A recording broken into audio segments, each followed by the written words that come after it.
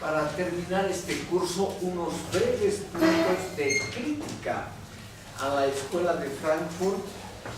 Yo ruego también la participación de ustedes. Como a mí a esa escuela me gusta relativamente, no se me ocurren muchos puntos de crítica, así que está muy bien que ustedes participen en forma activa.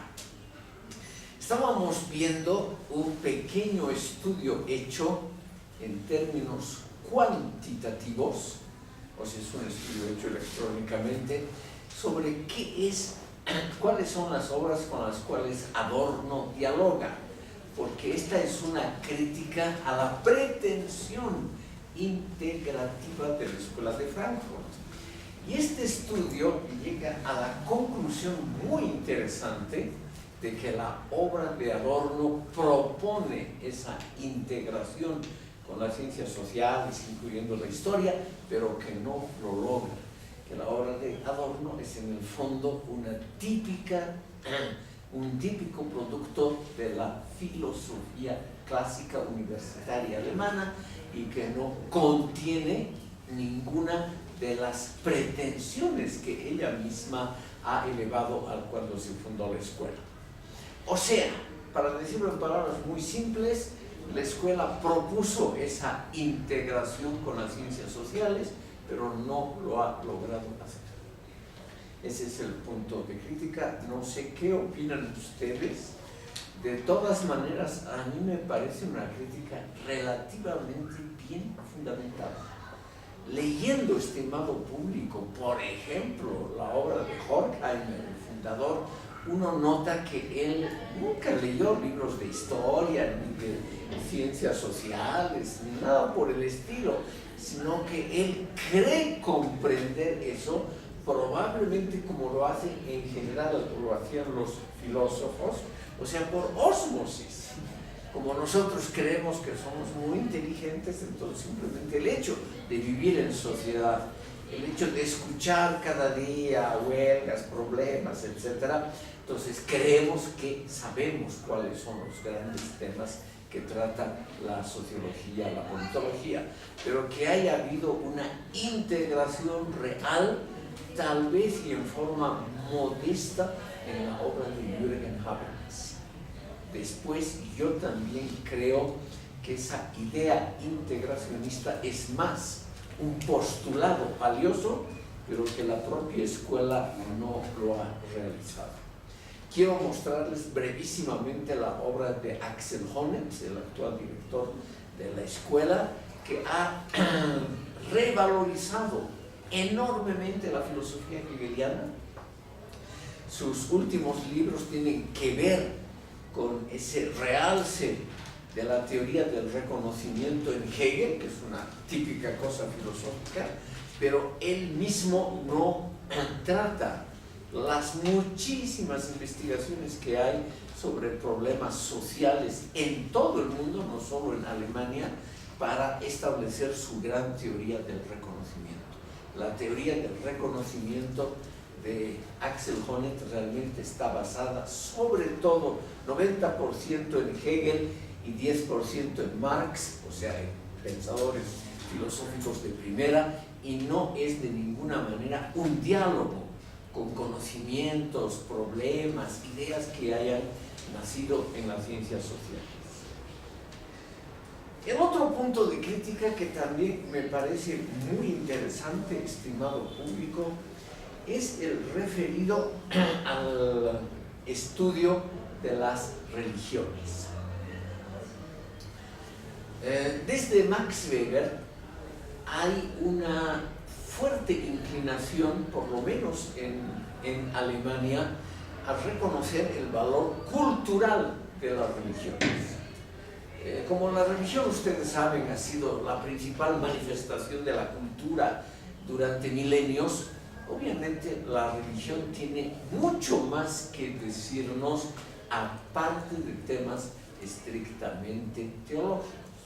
Entonces, esta idea de apropiarse de lo que se ha pensado en el campo religioso y también en el campo de la sociología de la religión, es decir, del estudio de la religión para comprender mejor la sociedad, es realmente una idea interesante. No se puede negar, creo yo, estimado público, que la idea como tal es una idea fructífera para la filosofía. Es decir, no está mal volver a la religión, no tanto como teología, sino como manifestación cultural para comprender mejor el mundo. Pero también ha pasado aquí, creo yo, es mi opinión personal, más o menos lo mismo que con las ciencias sociales. Horkheimer y Habermas, que son los dos que más han escrito sobre temas religiosos, en realidad es una discusión sobre unos cuantos temas filosóficos publicados por filósofos, como por ejemplo Hegel, sobre la religión, pero, o como Kant, pero que no son temas que realmente traten ese enorme universo de la religión como praxis cultural. Creo yo que eso no hay todavía en las obras, por lo menos en lo que yo conozco de la Escuela de Frankfurt. O sea, otra vez, para resumir en pocas palabras, otra vez una pretensión que me parece fructífera e interesante y una praxis que no cumple con lo que la misma escuela ha propuesto. Estimado público, otro punto interesante, sobre todo el desarrollado, creo que hemos dedicado a mitad del curso unos minutos al gran especialista en crítica literaria que era Leo Löwenthal.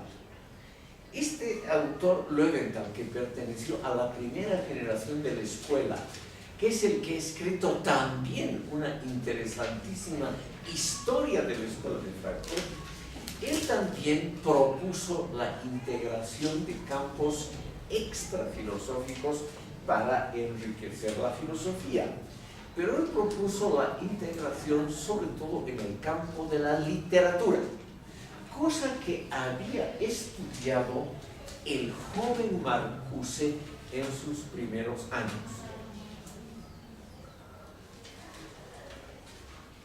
Y evidentemente, estimado público, hay un aporte brillante, pero breve, de Adorno a ese campo.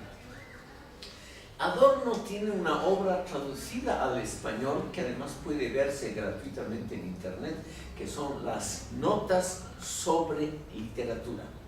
Y aquí él trata de mostrar la enorme importancia de las grandes creaciones literarias, Balzac, Hölderlin, etc., Kafka, a la comprensión de problemas estrictamente filosóficos. Pero nunca ha tenido una continuación este primer esfuerzo de Adorno. Ni él mismo no ha continuado con estos estudios, ni tampoco sus muchos alumnos y los muchos discípulos que ha dejado la escuela no han seguido con esta interesante temática. Aquí, por ejemplo, anuncia Adorno, sin llevar a cabo, un tema que a mí también me parece muy interesante: estudiar, por ejemplo, biografías de personajes para comprender mejor la filosofía. Estudiar las biografías no solo de filósofos, sino sobre todo de escritores y de gente ligada a la política, o sea, políticos, para comprender mejor la esfera estrictamente de la filosofía. A mí me parece un tema muy, muy interesante. Y Adorno ha intentado, pero no ha pasado de un ensayo sobre esta temática. Él ha tratado de mostrar cómo el gran poeta Hölderlin es un aporte interesantísimo a la filosofía. Martin Heidegger le ha dedicado una gran obra a este filósofo Hölderlin. Adorno, un ensayo donde él muestra con brillantez lo que puede hacer un filósofo estudiando a un literato, que es realmente un caso muy, muy interesante. Pero no ha pasado tampoco de eso. Entonces, aquí también tenemos lo que podemos llamar esa función incipiente de la escuela, es decir, un intento, estimado público, de dar impulsos que luego se revelan como fructíferos, pero ellos mismos no practican esos impulsos que ellos proponen. Por lo tanto, aquí simplemente como sugerencia a ustedes, el estudiar biografías de personajes, no solo pensadores, sino también políticos, escritores, etc., y de esas biografías realmente hacer una especie de extracto del contenido filosófico de las mismas. Aquí en Bolivia, por eso menciono con gusto este tema, tenemos a un escritor con vagas tendencias filosóficas. Tal vez ustedes lo conocen por su enorme cantidad de artículos publicados en la prensa. Me refiero a Fernando Molina. Y él ha publicado, estimado público, 3 mini biografías, una de Vicente Paz Oscanqui, otra de René Zabaleta Mercado y una tercera de Guillermo Frankovich, donde él no cuenta tanto la vida y las vicisitudes personales, sino lo que hace son retratos intelectuales. Y yo creo que el dedicado a Guillermo Frankovich, uno de los primeros filósofos en este país, es muy interesante porque nos muestra qué es lo que quería hacer en el fondo filosóficamente Guillermo Frankovich.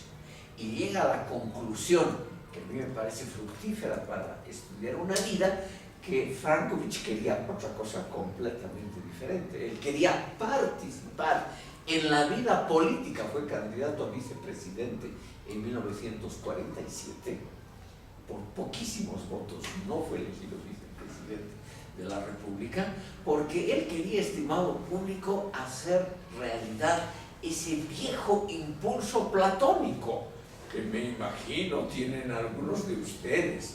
¿No es cierto, estimado público? Algunos de ustedes se ve en la función platónica, el filósofo como rey, o sea, el intelectual como gobernante. Seguramente algunos de ustedes piensan que todavía pueden jugar ese rol. Entonces, analizando la biografía de Frankovich, uno ve las dificultades, pero también las posibilidades que están abiertas a esa opción.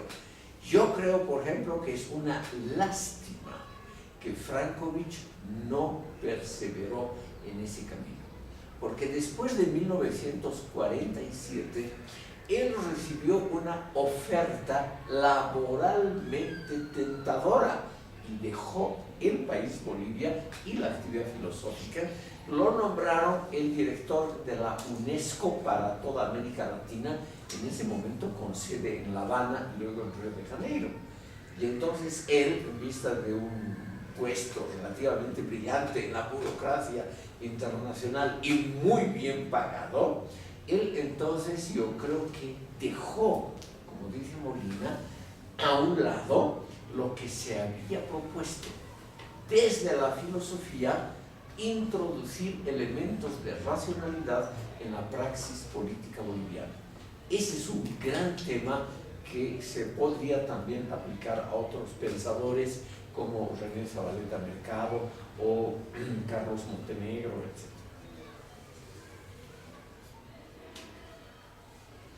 Quisiera mencionar, estimado público, 2 temas más.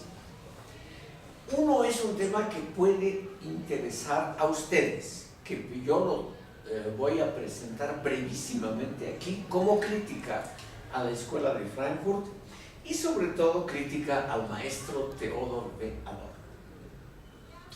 Yo creo, estimado público, que Adorno, sin querer tal vez, ha hecho un aporte muy importante al desarrollo posterior del postmodernismo, o sea, de las tendencias relativistas, deconstructivistas, que hoy en día predominan en la filosofía y en las ciencias sociales, tal vez con nombres muy diversos como teorías postcoloniales, etc. Yo creo que aquí Adorno ha hecho, sin darse cuenta de la magnitud política del asunto, un aporte interesante al relativismo. Como el estimado público era contrario a las tendencias panlogistas de Hegel, a esas tendencias que tratan de explicar todo y de establecer una especie de evolución histórica más o menos obligatoria para toda la humanidad, Adorno se opuso siempre a eso. Entonces, él lo que ha hecho muy claramente es una filosofía de la no identidad, es decir, en contra del panlogismo de Hegel, en contra de esas ideas identificatorias hegelianas. Él lo que ha propuesto es el estudio de lo particular, de aquello que no puede y no debe ser subsumido por explicaciones generales y menos todavía por leyes generales de la historia. Entonces aquí Adorno, en una crítica a Hegel, muy interesante que la ha desarrollado en varios libros, entre ellos en la dialéctica negativa y en sus llamados 3 estudios sobre Hegel, él demuestra esa tendencia que llama imperialista de la filosofía hegeliana, es decir, el establecer leyes que valen para todos los campos de las actividades humanas y para la naturaleza, ¿no? La dialéctica hegeliana, según Hegel mismo, como es explicado en su enciclopedia, etcétera, se aplicaba a la naturaleza, a las ciencias humanas, a la historia, prácticamente a todo. Entonces aquí Adorno propuso demostrar la insostenibilidad de esa tendencia panlogista, panidentificatoria de Hegel. Y al hacer esto, naturalmente es lo lógico, Adorno ha roto una lanza en favor de lo particular, de la no identidad, de lo que no puede ser subsumido bajo explicaciones generales. Y esto, estimado público, ha sido claramente utilizado también por pensadores postmodernistas posteriores. Es el único pensador de la escuela de Frankfurt que ha sido realmente recibido, o sea, ha habido una recepción positiva en medio de la filosofía postmodernista.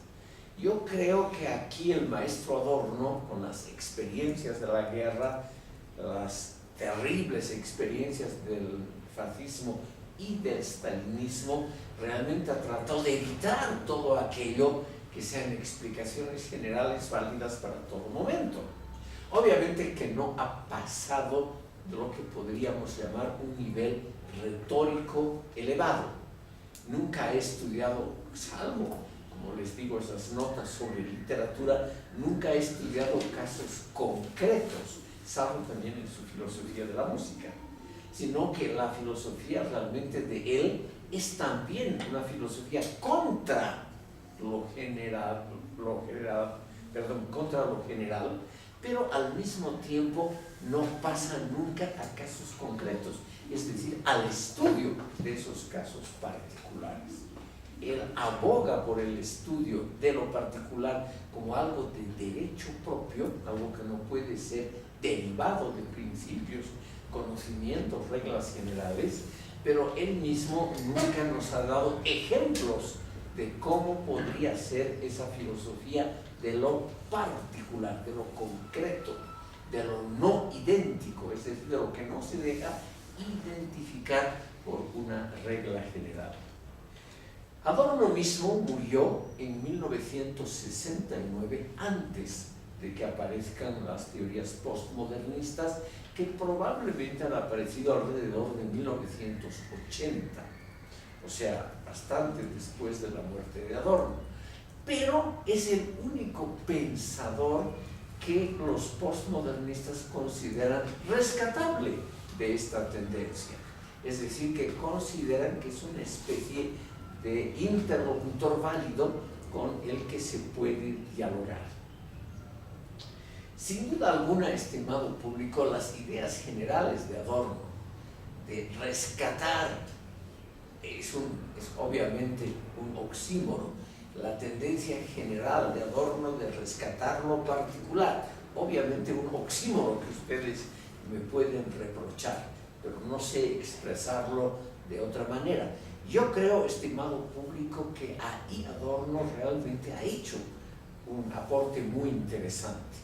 Pero a la falta de ejemplos concretos, de estudios específicos, no podemos saber qué cosa entendía él concretamente por el salvataje, por el rescate de lo particular, de lo concreto, de lo no identificado. Quisiera mencionarles todavía unos puntos más que yo criticaría a la Escuela de Frankfurt, que tienen que ver justamente con esta muy complicada dialéctica, como se decía antes, o sea, esas ambigüedades interrelacionadas entre sí, entre lo particular y lo general. Y es, estimado público, el olímpico desprecio o el desinterés que la Escuela de Frankfurt ha demostrado por teorías, pensadores y por problemas que están fuera del ámbito de Europa Occidental y Estados Unidos. Ninguno de los pensadores de la Escuela de Frankfurt, ninguno, ni Habermas, estimado público, ha puesto siquiera su pie en un país de Europa Oriental. O sea, el desinterés por ese mundo, para no hablar de África, Asia y América Latina, el desinterés por el mundo fuera de algunos centros metropolitanos privilegiados, como Europa Occidental y Estados Unidos, ha sido muy, muy marcado. Ahí se nota, estimado público, que ellos, sin querer, reiteran la vieja costumbre filosófica de hablar por el resto del mundo, como si el resto del mundo pudiera ser explicado por una teoría nacida en una parte del mundo. Esta es una crítica realmente, creo yo, que tiene base.